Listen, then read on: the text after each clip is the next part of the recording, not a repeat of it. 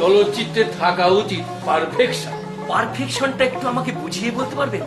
তাহলে টিভির দর্শকরা ভালো বুঝতে পারবে।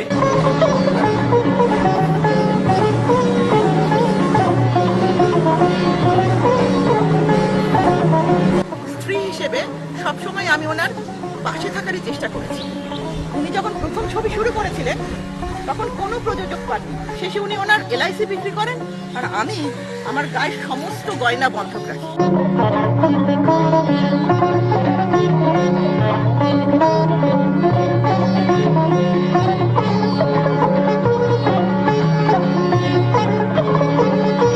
এই পারফেকশনের ব্যাপারে আমি কোনোদিন কম্প্রোমাইজ করি।